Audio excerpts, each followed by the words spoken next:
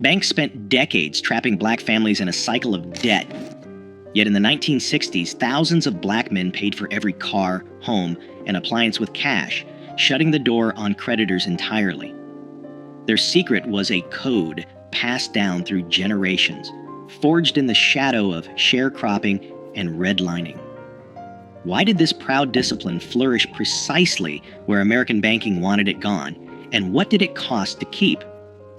The roots of resistance run deeper than you think. Sharecropping defined the economic reality for countless black families after the Civil War. On paper, it offered a chance at independence, but in practice, it chained generations to land they could never own. Landowners set prices for seed and tools, kept the only ledgers, and charged interest so steep that a good harvest meant little. At the end of each season, families learned they owed more than they had earned. Debts piled up year after year with no escape.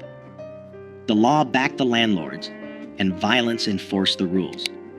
For many, freedom meant trading one master for another. This time, the master was debt. Decades later, federal policy drew new boundaries. In the 1930s, the Homeowners Loan Corporation created maps that colored black neighborhoods in red, labeling them too risky for investment. Banks followed the lines. Mortgages, business loans, and even basic checking accounts were denied to anyone living inside the red zones. The GI Bill, celebrated for building the white middle class, offered little to black veterans. Only 2 out of more than 3,000 VA-backed home loans in Mississippi in 1947 went to black applicants. In cities across America, home ownership became a distant dream. By 1960, just 38% of black families owned their homes, compared to 64% of white families. The price of a loan, if one could be found, often came with higher rates, more fees, and the constant threat of repossession. These policies did more than block access to credit. They taught that borrowing from banks could mean losing everything. Wages could be garnished for a missed payment. A single late bill could bring public shame or eviction. Families learned to distrust official promises and to see debt as a danger, not a tool. The lesson passed from parent to child. When you owe, you are not free. Cash became the shield. Every dollar seed was a step away from the trap. In the shadow of these systems, a code of self-reliance grew, not out of myth, but out of necessity. The discipline to avoid debt was not just pride, it was protection against a world built to profit from black hardship. A father stands at the counter, bills stacked in his hand, eyes steady as the salesman counts every dollar. No loan paperwork, no interest rates, just the slow, deliberate handoff of hard-earned cash. In kitchens across the country, this scene played out for refrigerators, washing machines, even used cars, anything big enough to threaten the family's security if it came with a monthly bill. The ritual was the same, months, sometimes years, of saving, each payday bringing the goal closer. The cash might be hidden in a coffee can, tucked behind flour in the pantry, or slipped beneath a loose floorboard. On the day of the purchase, children watched as fathers smoothed out creased bills that had passed through too many hands to count. Each dollar carried the weight of sacrifice, a skipped treat, an extra shift, a winter coat handed down one more season. Ownership meant more than pride. It meant safety. A car paid in full could not be repossessed after a missed payment. A refrigerator bought outright kept food cold, no matter what happened at work. The family's roof stayed over their heads because there was no mortgage for a bank to call in. The lesson was clear. If you could not pay cash, you waited. Debt was not just a number. It was a risk, a lever someone else could pull to take away what you had built. Stories passed down in living rooms and on front porches told of neighbors who lost everything over a single missed payment. The warning was woven into every decision. Don't owe nobody. Fathers taught sons to count their bills twice, to demand a receipt, to walk away from any deal that required a signature promising money not yet earned. Even the smallest purchases came with a sense of ceremony. The act of paying in cash was a declaration no bank, no landlord, no creditor could claim a piece of what was yours. The discipline ran deep. No matter how tempting the new model, or the salesman's pitch, the answer stayed the same: cash on the barrel or nothing at all. This was not stubbornness for its own sake. It was protection, passed down from men who had seen what happened when debt crept in. The pride in ownership was quiet, but fierce. Each paid-off possession was proof that freedom could be claimed, $1 at a time. Every household had its own system, but the kitchen drawer was sacred. Inside, envelopes lined up like soldiers, each one marked in careful handwriting: rent, groceries, light bill, church, a little for savings. On payday, mothers sat at the table with stacks of cash, counting out each dollar by hand. No calculators, no bank statements, just memory and discipline. The ritual never changed. She would break the bills, fold them once, and slip them into their envelopes. If the grocery envelope ran low, meals got simpler. If the rent envelope was full, a sigh of relief might escape, but never a celebration. Money for treats or new shoes waited until every envelope had what it needed. Children learned early not to touch those envelopes. The lesson was clear: each dollar had a job, and every job had to get done before anyone could think about extras. Sometimes a few bills got tucked away in a spot only she knew, behind a jar of beans, under the lining of her purse. Inside a book no one would open. That was emergency money. It was not for spending. It was for when the heater broke, or the landlord came around 2 days early, or a cousin needed bus fare home. Neighbors swapped stories about the best hiding spots, but the method was always the same. Never let money slip through your fingers. Never let a bill go unpaid. If an envelope emptied before the next payday, the answer was simple: you waited.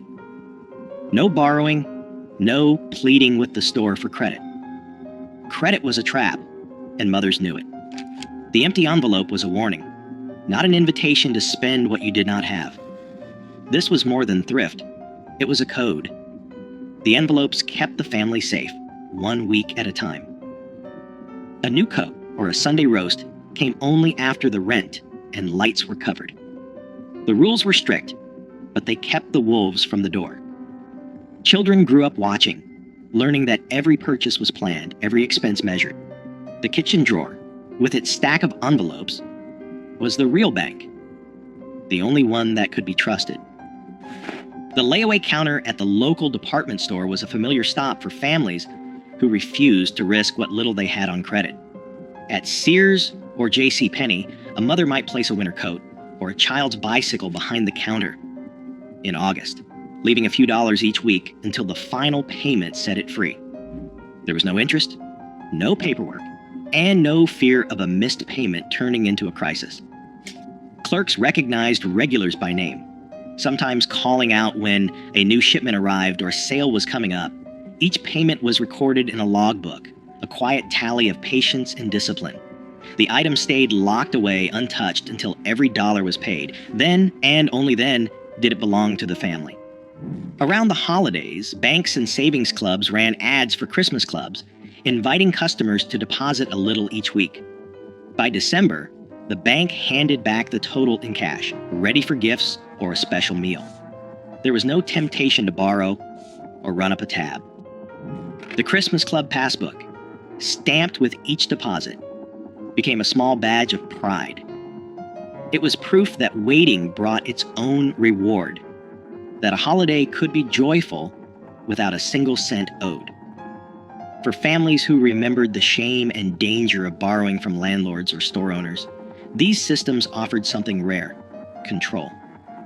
Layaway and savings clubs worked because they fit the rhythm of working life, the steady grind of paydays, the slow build toward a goal. There was comfort in knowing that the new dress or the toy train would come home only when it was truly paid for. Children learned the lesson early. Good things were worth waiting for, and nothing was more satisfying than carrying home a package that belonged to you outright. Even as department stores began to push credit cards and instant approval, many families held on to these habits. The layaway counter stayed busy through the 1960s, a quiet rebellion against the lure of easy debt. In the end, Every purchase was a small victory, earned, not owed. In back rooms and kitchens across black neighborhoods, the susu was as steady as the ticking of a clock. 10 neighbors, each with a folded bill, gathered around a table. No paperwork, just trust. Every week, each person contributed the same amount, and one member took home the pot. The next week, it was someone else's turn. The cycle continued until every hand had received a share. If a payment was missed, word traveled fast. The consequences weren't legal, but personal. A lost place in the circle, a loss of respect. In cities like Detroit and New York, these rotating savings clubs, rooted in West African tradition, helped families buy appliances, cover hospital bills, or send a child to college, all without a bank's permission. Barter wove another safety net. A mechanic traded a brake job for a basket of tomatoes. A seamstress hemmed pants for a sack of potatoes.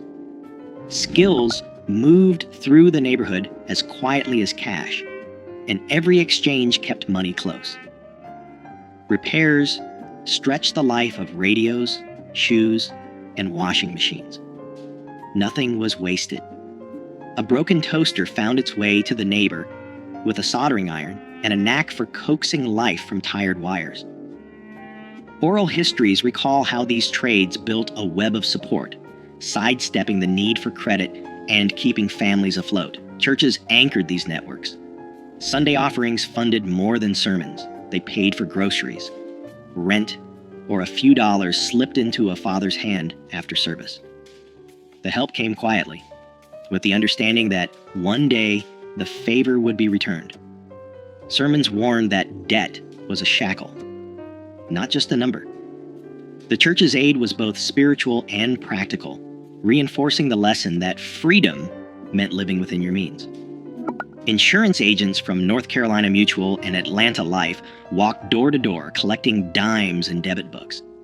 These small premiums bought peace of mind, a dignified funeral, a cushion for hard times. The agent knew every family by name. Miss a payment, and the agent returned, not with threats, but with concern. Accountability ran both ways.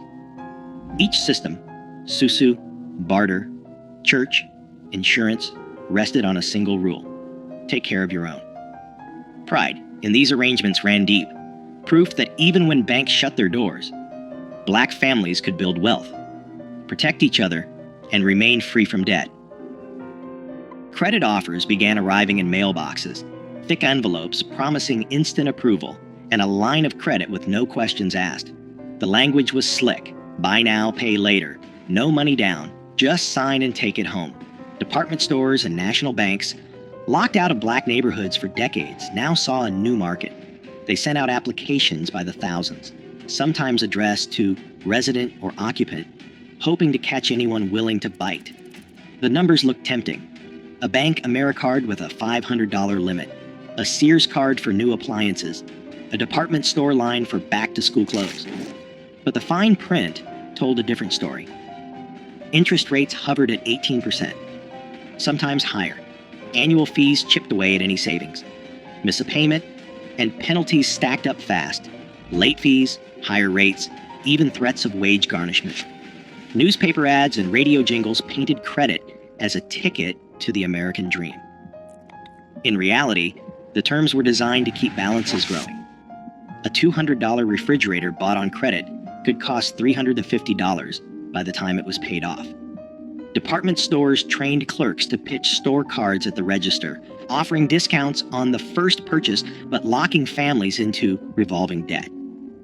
Some banks used out-of-state charters to sidestep local usury laws, importing higher Nebraska or South Dakota rates into cities like Detroit and Chicago. Letters arrived every week, each one promising a better life, each one a trap disguised as opportunity. The pressure was relentless.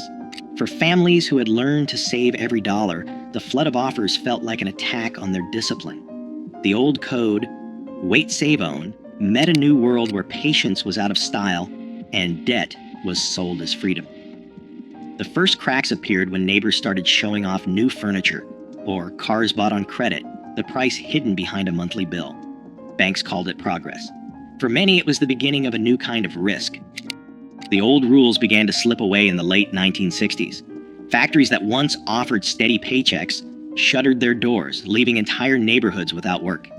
In Detroit, Chicago, Newark, and Watts, unrest swept through the streets.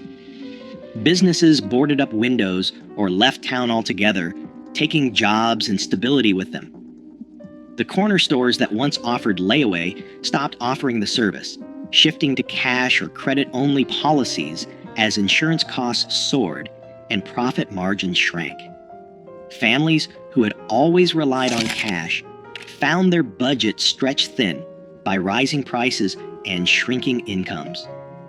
Savings, hidden in coffee cans and envelopes, vanished quickly when paychecks stopped coming. The Susu circles, once tight and reliable, struggled as members lost jobs or moved away. Even the church, a last line of defense, faced dwindling offerings as more families needed help than could give. The safety nets that had protected generations began to fray. Some men took on odd jobs or hustled for cash, but the steady grind that had made saving possible was gone. The discipline that had kept debt at bay became harder to sustain when every dollar was needed just to get by. Temptation grew as neighbors, desperate to replace what was lost, began to accept the credit cards and easy loans that filled mailboxes. The old warnings, never owe, never sign, faded under the weight of layoffs and closed factories. What had once been a badge of pride, living debt-free, felt less like a choice and more like a memory. The habits of patience and self-restraint, passed down for decades, were tested by forces no envelope system could hold back. In the space left by lost jobs and broken trust, debt began to creep in. Quiet at first, then all at once. Today, consumer debt in Black communities stands at record highs, while payday lenders crowd out old systems of mutual aid. The strategies once born of necessity now hold a blueprint for financial resilience, especially as predatory credit adapts with every decade. The question isn't whether those cash-based codes still matter. The question is, who has the power to remember and who profits if we forget? Let your thoughts spark the conversation.